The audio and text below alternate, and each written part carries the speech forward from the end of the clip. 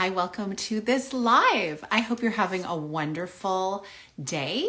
We're headed into a weekend right now, and it's pretty exciting when you think about all the different things that you can do during your free time. And it really got me thinking about exactly that. Depending on where you're located in the world, weather certainly has an implication on the things that you can do on the weekend to enjoy your life, to kind of recharge. And it can also be a time when you have soul work that you do and when you have a business baby that you are nurturing and you're putting all of your energy into, whether it is your full-time thing or whether you are doing it in addition to a full-time job where you are like using every spare moment to put your fuel and your life source into getting something off the ground. It can be easy to use every moment that is on the clock when you are awake to move things forward. And I'm here to share a little thought on that because I'm wondering if that's what you're doing, how's that working for you? We live in a digital society now, right? So obviously we're here on a smartphone. You're looking at me right now. And what's really interesting about this timing in our lives is we can be working 24/7. So where are you getting your recharge time? Is it just from sleep? Is it just from hitting the gym? Is it just from like a few different little practices you have in there so that you can say, look, I checked off my self-care. I'm doing something for me. Where is the white space?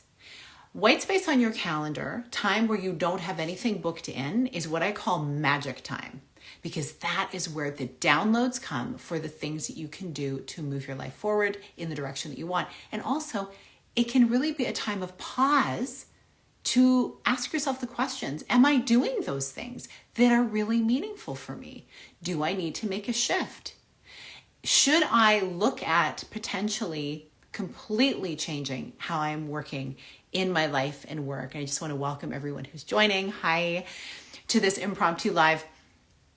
I had this experience where just recently I had the flu, and so I was forced to rest, and all of these plans I set aside.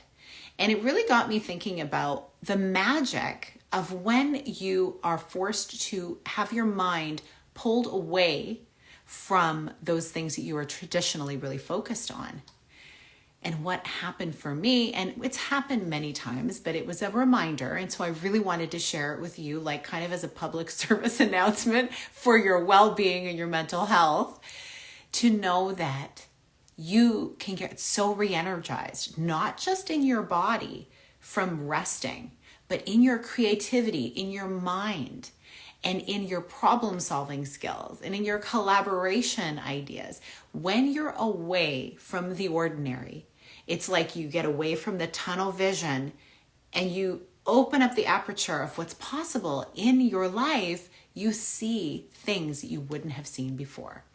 And so I invite you, as you're heading into this weekend, and also as you're scheduling out your coming weeks and months, like if you schedule the quarters, if you schedule like the half of the year or the full year, how are you approaching that? And are you building in enough white space? Or are you being really focused on just maximizing every moment so there is no white space on your calendar?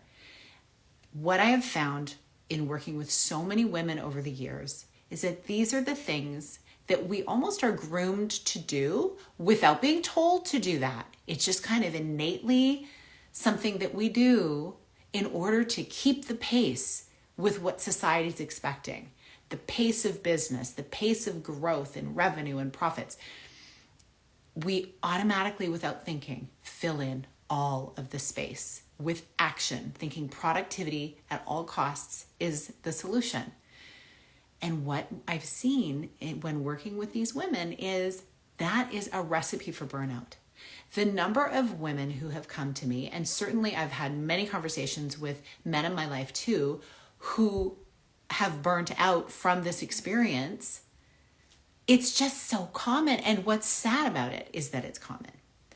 I do see it being something that can be even more of a challenge with the women in our midst, because they're not just working on their career, their business, they're also holding emotional energy to do the emotional labor in their relationships, whether they are single, whether they're married, partnered up, have kids, have aging parents.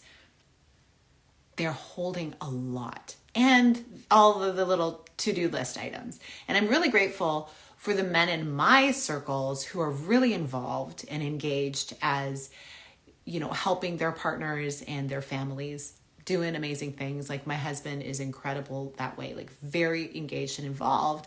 But when we look to history and we look to really what is causing this burnout recipe to happen for women, it is this. The expectations are so high, they're frankly impossible. So here's the cool thing, okay? You get to choose. You may feel like I don't have a choice. I committed to this thing. I just need to do it. I just need to grind it out. You do have a choice.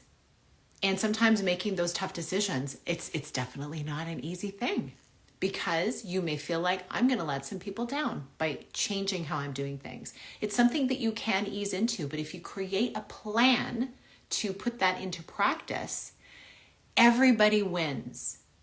And that is part of my work when I'm coaching with women, is we really sit down and look at realistically, what does their day-to-day life look like? How are they feeling about it? What have they been feeling prompted to let go of? And then I help them create a plan to actually put the change in motion that doesn't feel like a jarring response of just all of a sudden we're flipping everything over and starting fresh. That can be a lot for your nervous system to take in. And that also means it's probably not going to be sustainable. You'll fall back into the old patterns so quickly because it doesn't feel comfortable. So we work on a plan of how you can move into a different way of doing things. And I'm telling you, calendars can be beautiful things when you plan them out according to how you want to feel, including the outcome that you want to achieve. Because let's face it, every goal we have, the thing that we want to achieve, it's not a dollar value. It's not a thing.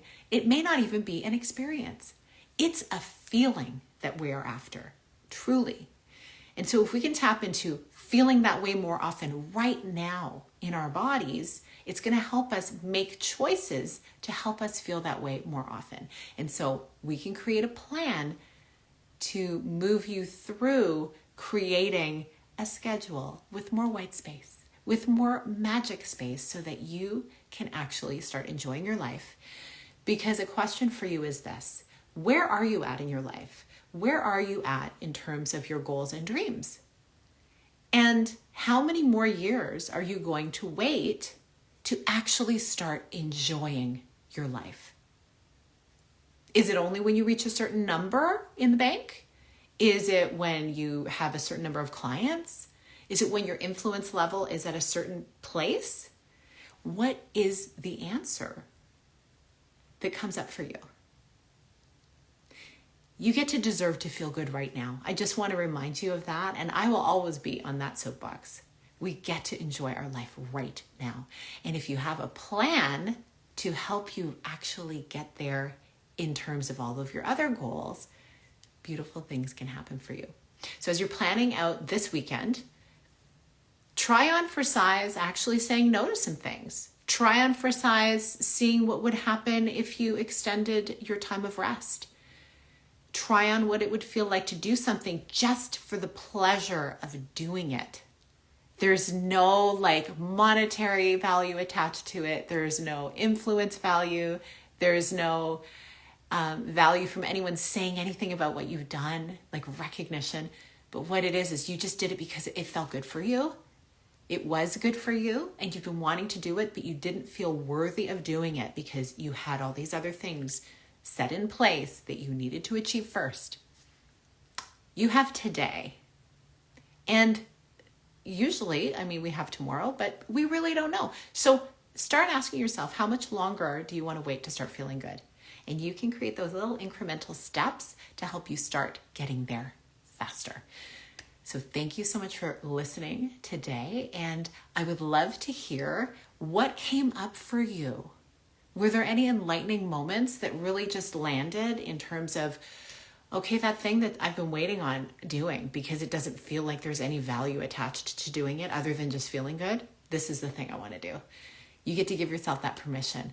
And these are things that I love to get into in my communities. And if you're wanting to be in a community of people who are looking to prioritize this kind of stuff so that they can achieve these big, beautiful business dreams and goals and also feel good while they're doing it, then you want to check out the Seasons Collective. And I suggest DM me the word seasons and I'll send you some more information. So have a beautiful rest of your day and enjoy your weekend. Big blessings.